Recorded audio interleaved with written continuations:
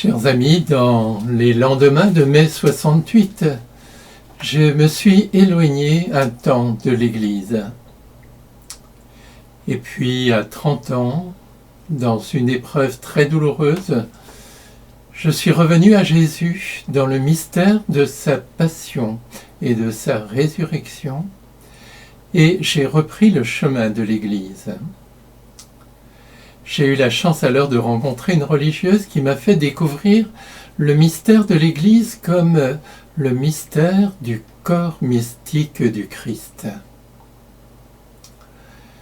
Je n'ai cessé d'approfondir ces réalités et à présent, après avoir médité sur la résurrection comme triomphe de la miséricorde, nous allons donc méditer sur la résurrection comme mystère du corps du Christ.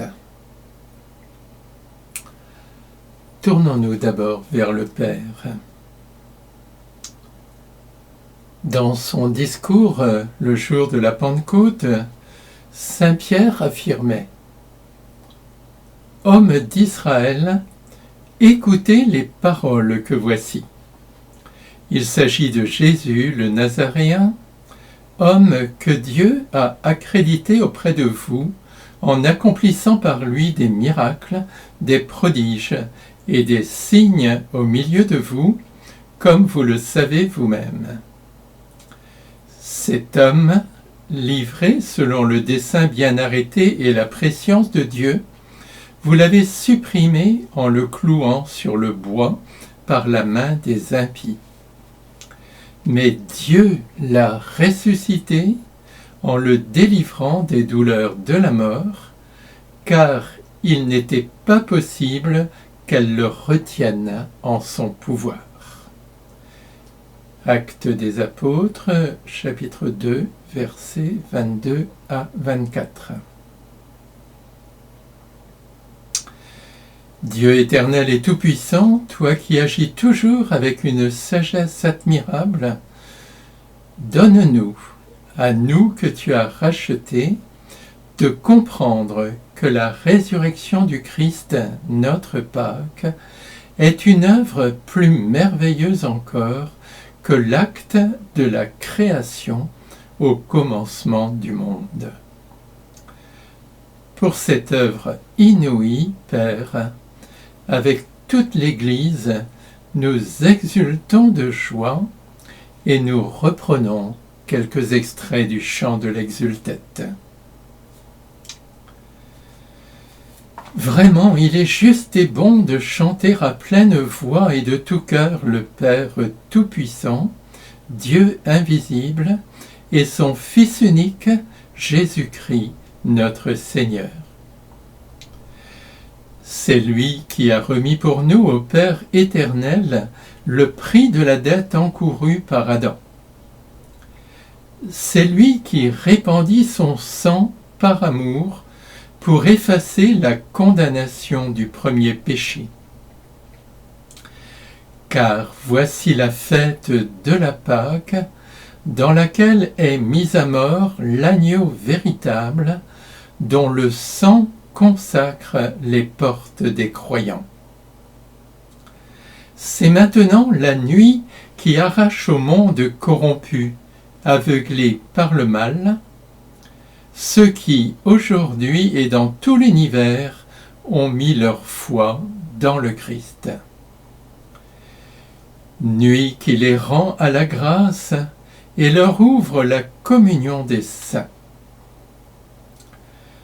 Voici la nuit où le Christ, brisant les liens de la mort, s'est relevé victorieux des enfers. Ô nuit de vrai bonheur, toi seul pus connaître cette heure où le Christ a surgi des enfers. C'est de toi qu'il fut écrit, la nuit resplendira comme le jour, la nuit même est lumière pour ma joie. Car le pouvoir sanctifiant de cette nuit chasse les crimes et lave les fautes, rend l'innocence aux coupables et l'allégresse aux affligés, dissipe la haine, dispose à l'amitié et soumet toute puissance. Ô nuit de vrai bonheur, nuit où le ciel s'unit à la terre, où l'homme rencontre Dieu. Gloire au Christ, ton Fils ressuscité revenu des enfers, répandant sur les humains sa lumière et sa paix, lui qui règne avec toi et le Saint-Esprit, maintenant et pour les siècles des siècles. Amen. Oui, vraiment, de tout cœur, Père, nous te chantons.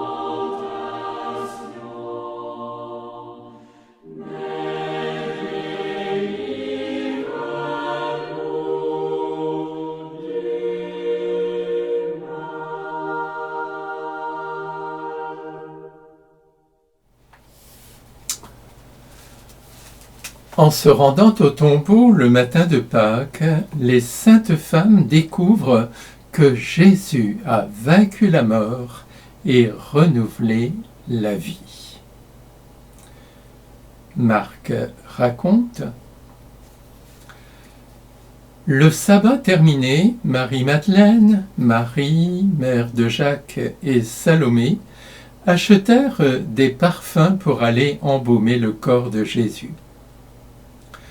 De grand matin, le premier jour de la semaine, elles se rendent au tombeau dès le lever du soleil. Elles se disaient entre elles: qui nous roulera la pierre pour dégager l'entrée du tombeau?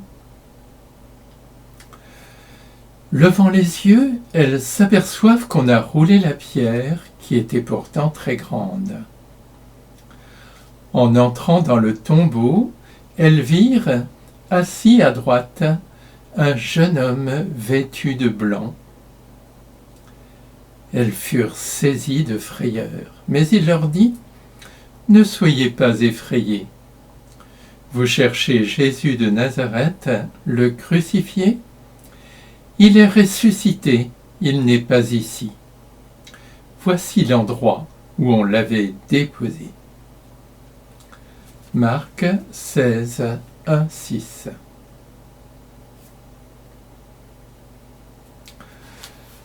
Parmi les disciples de Jésus se trouvaient des femmes.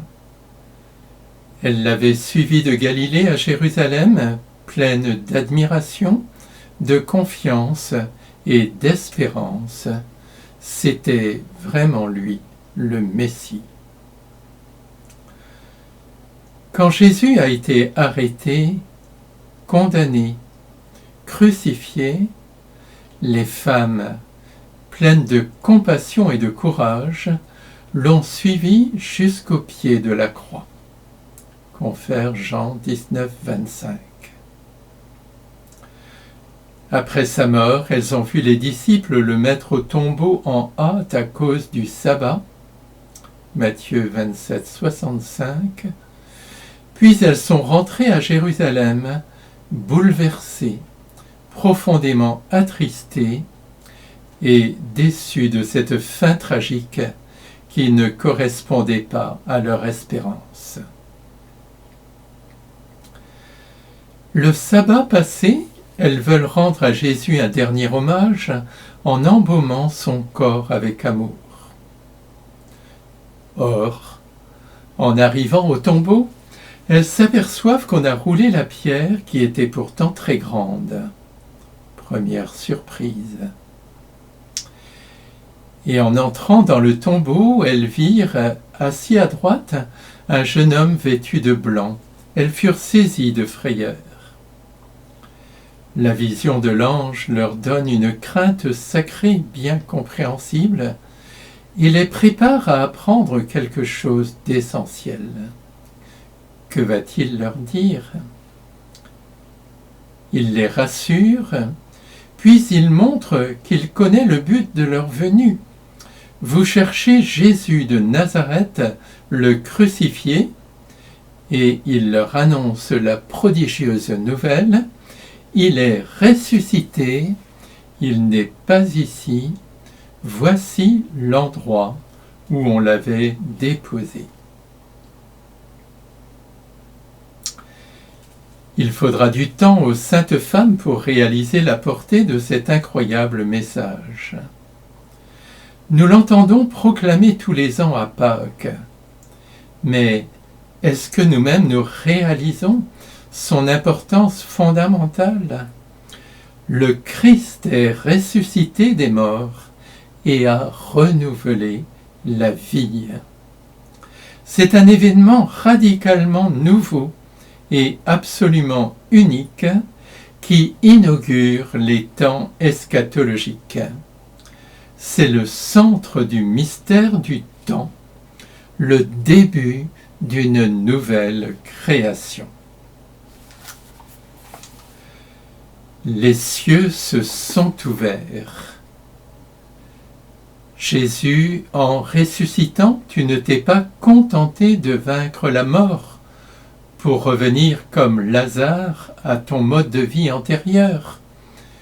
Tu as renouvelé la vie, la rendant éternelle. Benoît XVI disait « Jésus se lève du tombeau. La vie est plus forte que la mort. Le bien est plus fort que le mal. L'amour est plus fort que la haine. La vérité est plus forte que le mensonge. L'obscurité des jours passés est dissipée au moment où Jésus ressuscite du tombeau et devient lui-même pure lumière de Dieu. Il nous attire tous derrière lui dans la nouvelle vie de la résurrection et vainc toute forme d'obscurité. Il est le nouveau jour de Dieu qui vaut pour nous tous. Homélie du Samedi Saint 2012. Avec Marie, la mère du ressuscité, chantons. Je vous salue, Marie, comblée de grâce. Le Seigneur est avec vous. Vous êtes bénie entre toutes les femmes. Et Jésus, votre enfant, est béni. Sainte Marie, Mère de Dieu, priez pour nous, pauvres pécheurs, maintenant et à l'heure de notre mort. Amen, Amen, Alléluia. Amen, Amen, Alléluia.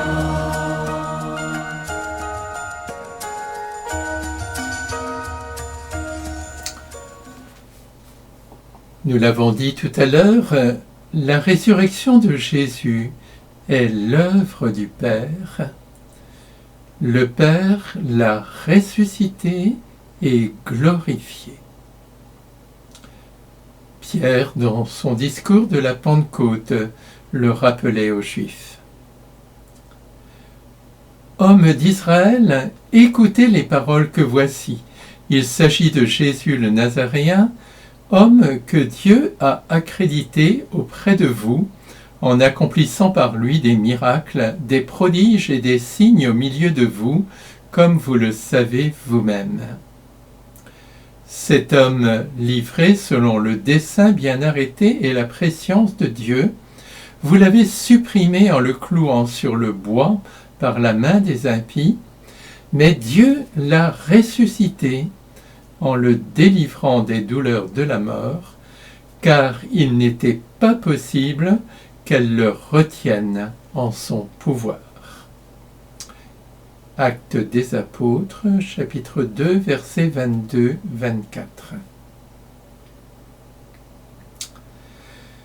Père infiniment bon, lorsque tu as créé les hommes, tu les as comblés de bénédictions.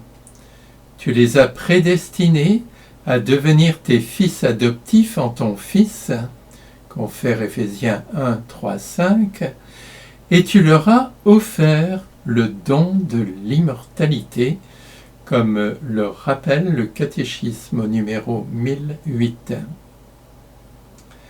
Mais Adam et Ève, trompés par Satan, t'ont désobéi et ont commis le péché originel, si bien que la mort est entrée dans le monde.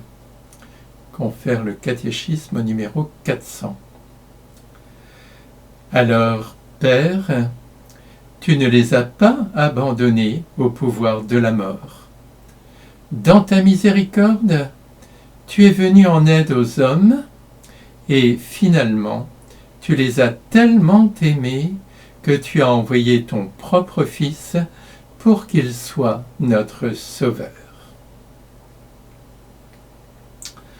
Seigneur Jésus, tu nous as révélé la miséricorde infinie du Père.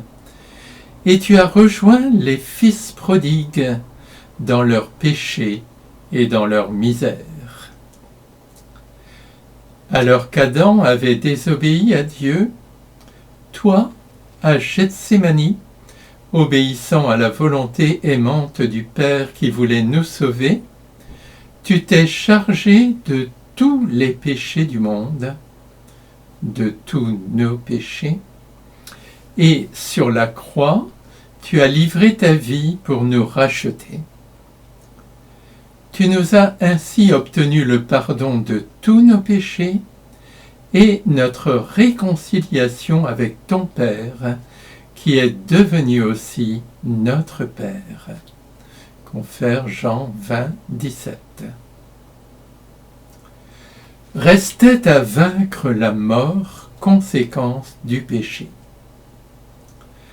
Sur la croix, Jésus, comme le Fils prodigue de retour chez son Père, tu t'es abandonné dans les bras de ton Père, tu lui as remis ton esprit, Luc 23, 46. Ton corps a été déposé dans le tombeau, mais le troisième jour, le Père auquel tu as manifesté un amour parfait en te faisant obéissant jusqu'à la mort, Philippiens 2,8, t'a accordé une victoire éclatante et définitive sur la mort en te ressuscitant. Par la puissance de l'Esprit Saint, le Père, affirme le catéchisme, a introduit ainsi de façon parfaite ton humanité avec ton corps dans la Trinité. Numéro 648. Et de cette manière, réalisant son dessein éternel, affirme encore le catéchisme, il a transformé la malédiction de la mort en bénédiction. catéchisme numéro 1009. Avec Marie, nous lui rendons grâce pour cette œuvre extraordinaire de son amour.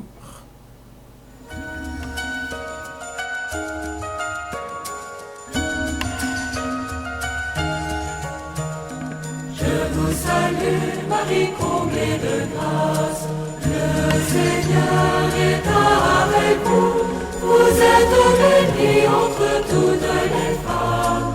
Et Jésus, votre enfant, est béni. Sainte Marie, Mère de Dieu, priez pour nous, pauvres pécheurs, maintenant et à l'heure de notre mort.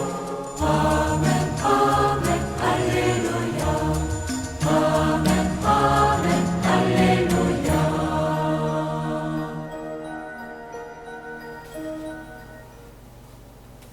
Après que les femmes eurent annoncé aux apôtres que le tombeau était vide, Pierre et Jean s'y rendirent en hâte, et ils découvrirent alors que le corps de Jésus était devenu un corps spirituel.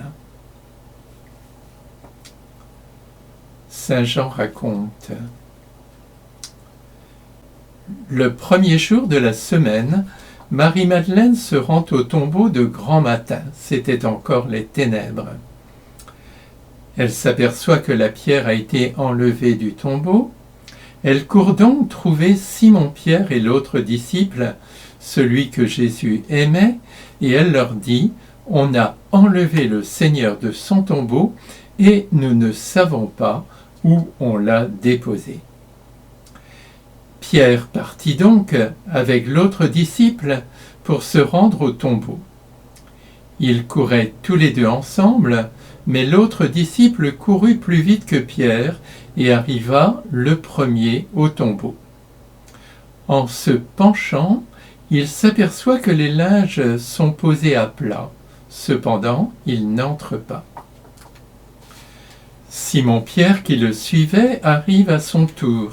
Il entre dans le tombeau, il aperçoit les linges posés à plat, ainsi que le suaire qui avait entouré la tête de Jésus, non pas posé avec les linges, mais roulé à part à sa place.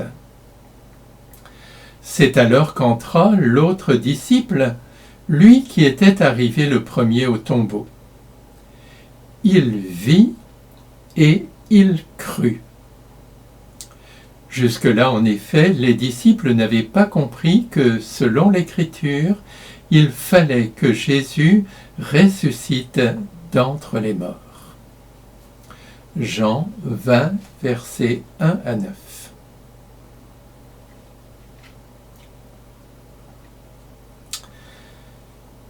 Pierre et Jean se rendent précipitamment au tombeau. Ils veulent voir par eux-mêmes et élucider ce mystère. Apparemment, ils ne pensent pas que la disparition du corps de Jésus soit le signe de sa résurrection. Arrivé le premier, Jean aperçoit, en grec blépei, les linges posés à plat. Cela l'intrigue. Si on avait enlevé le corps, comme le prétendront faussement les Juifs, confère Matthieu 28, 11, 15, comment les linges qui ont entouré celui-ci auraient-ils pu rester à leur place? Par respect pour son chef, Jean laisse entrer Pierre le premier. Celui-ci inspecte, en grec théorei, les linges posés à plat, ainsi que le suaire qui avait entouré la tête de Jésus, non pas posé avec les linges, mais roulé à part à sa place. Cela le laisse perplexe. Alors Jean entre à son tour et, affirme-t-il, il vit, en grec eiden, et il crut. Éclairé par le Saint-Esprit, il a fait le rapprochement entre cette disposition des linges et l'annonce faite par Jésus de sa résurrection le 3e jour.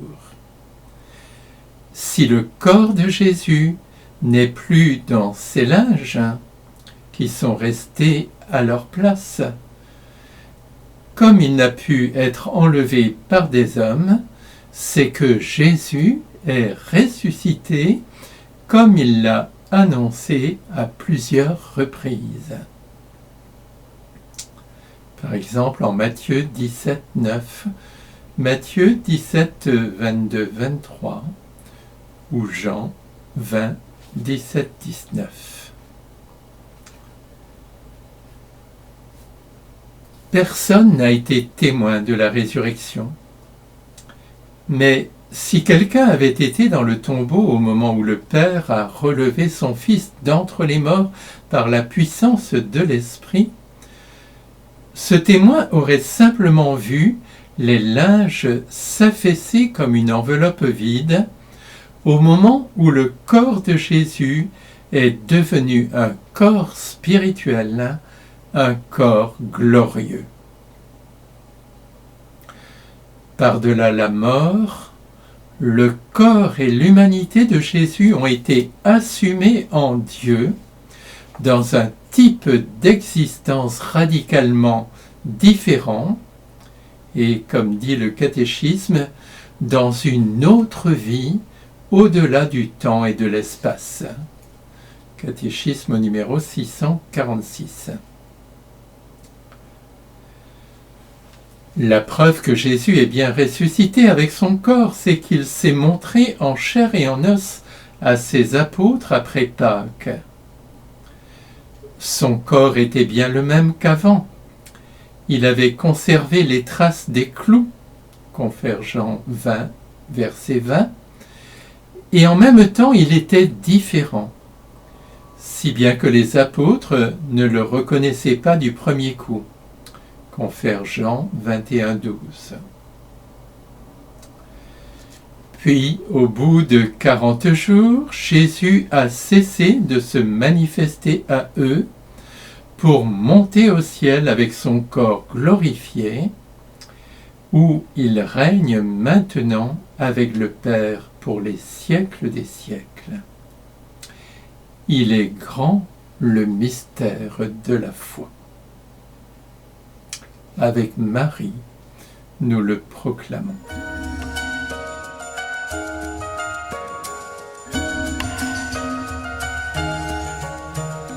Je vous salue, Marie, comblée de grâce. Le Seigneur est avec vous. Vous êtes bénie entre toutes les femmes. Et Jésus, votre enfant, est béni. Sainte Marie, Mère de Dieu, priez pour nous, pauvres pécheurs, maintenant et à l'heure de notre mort. Amen, Amen, Alléluia. Amen, Amen, Alléluia.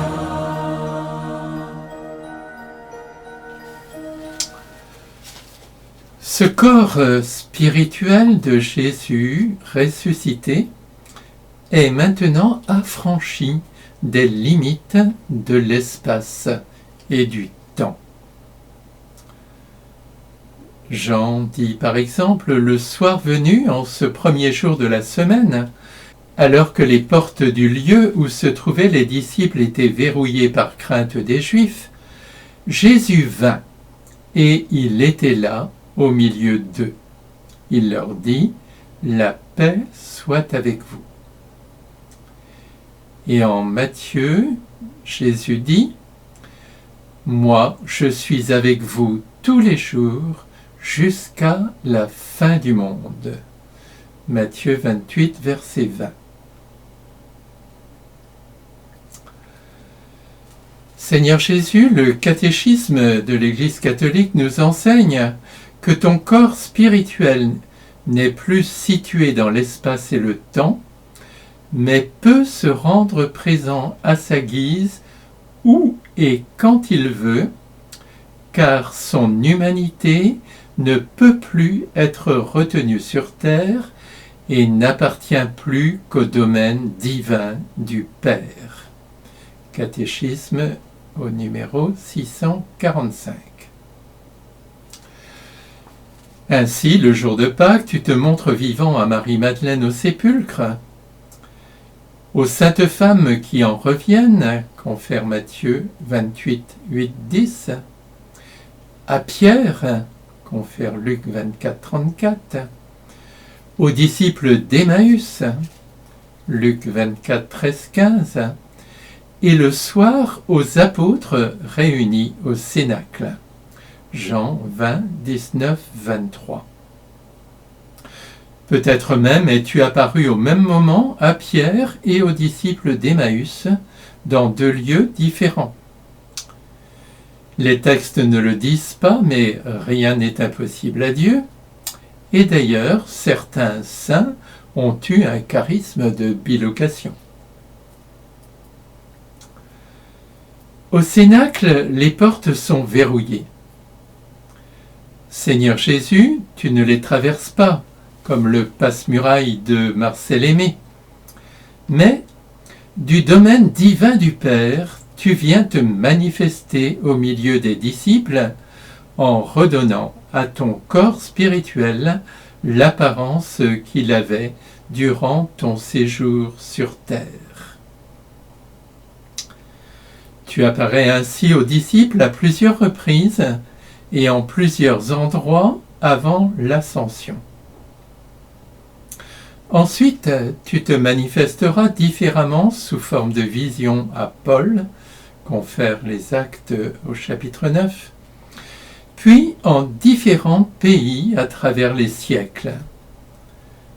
Par exemple, en France, à Sainte Marguerite Marie au XVIIe siècle, où tu lui as révélé tout l'amour de ton cœur, et en Pologne, à Sainte Faustine au XXe siècle, en lui rappelant que ton cœur est infiniment miséricordieux. En effet, affirme saint Paul, le Christ ressuscité ne meurt plus. Seigneur Jésus, tu es vivant pour toujours auprès du Père, mais tu nous as rassurés en affirmant « Moi, je suis avec vous tous les jours, jusqu'à la fin du monde. » Et nous allons voir comment tu restes présent avec nous. Aujourd'hui encore, affranchi des limites de l'espace et du temps, tu es partout présent. Tu viens demeurer en chaque baptisé, confère Jean 14, 23, et tu peux te manifester à qui tu veux, où tu veux et quand tu veux. Gloire à toi, Seigneur ressuscité.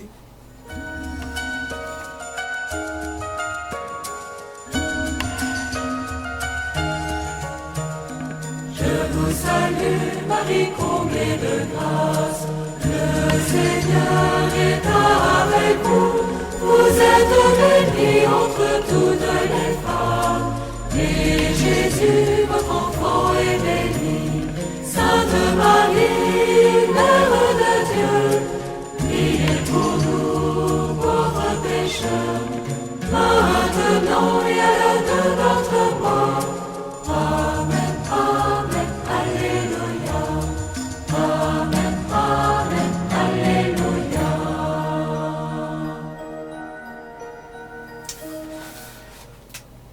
Abordons maintenant un point essentiel pour notre sanctification.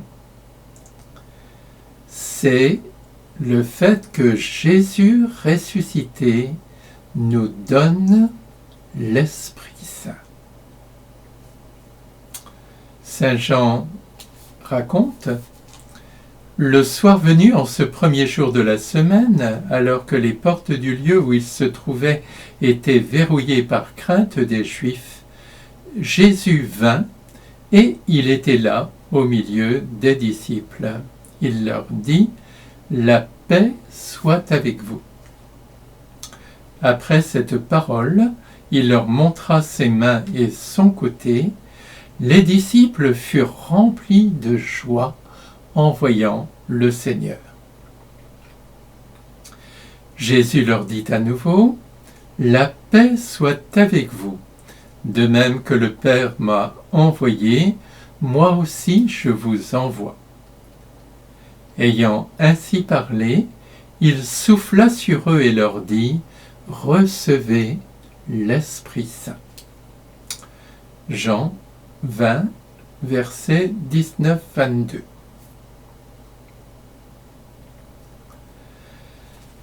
Seigneur Jésus, tes disciples ont été complètement bouleversés par les événements du Vendredi Saint et sont restés le samedi profondément troublés.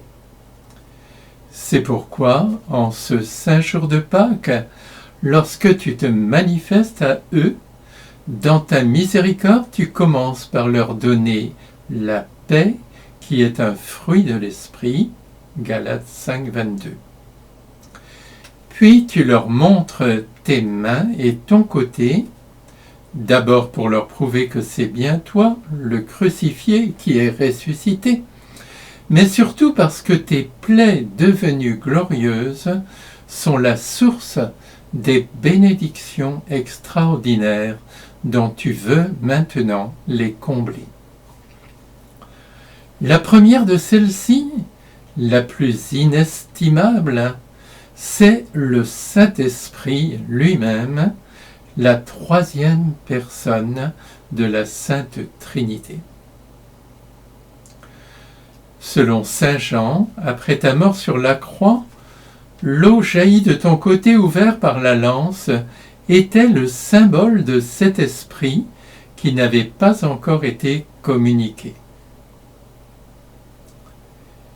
Cet esprit, maintenant, tu le donnes à tes apôtres.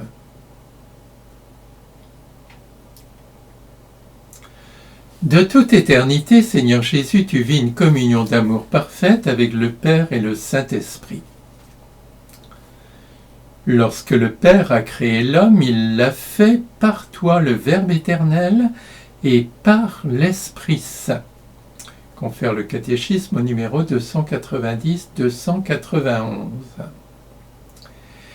Il a créé homme et femme à l'image de Dieu et lui a donné l'Esprit Saint pour qu'ils vivent une communion d'amour et avec Dieu et avec ses semblables.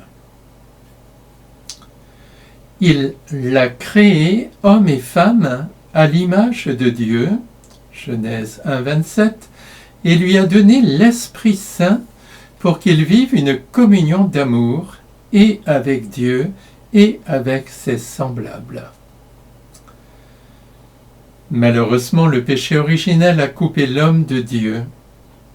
Le catéchisme affirme, défiguré par le péché et par la mort, l'homme demeure à l'image de Dieu, à l'image du Fils, mais il est privé de la gloire de Dieu, Romains 3, 23, privé de la ressemblance. Catéchisme numéro 705, privé de l'Esprit Saint, confère Jean 7, 39. Mais toi, Seigneur Jésus, tu es venu nous révéler que le dessein éternel du Père n'a pas changé. Tu nous as rachetés et pour que nous puissions retrouver la ressemblance avec toi, tu nous communiques maintenant l'Esprit Saint. Par lui, toutes les bénédictions du Père nous sont communiquées, confère Éphésiens 1, 3, 14. Tu le signifies en disant « La paix soit avec vous ». Seigneur Jésus, c'est l'Esprit Saint qui va poursuivre ton œuvre dans le monde en suscitant chez les hommes la foi en toi, confère catéchisme numéro 152, et en les faisant vivre en toi grâce à tous ces dons. Les hommes, en s'approchant avec foi et amour de ton corps ressuscité, recevront en même temps l'Esprit Saint qui achève toute sanctification, comme dit une prière eucharistique. Pour tant de merveilles, avec Marie, nous rendons grâce.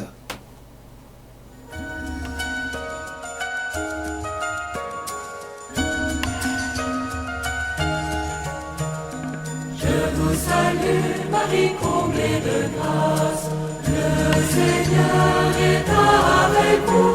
Vous êtes bénie entre toutes les femmes. Et Jésus, votre enfant, est béni.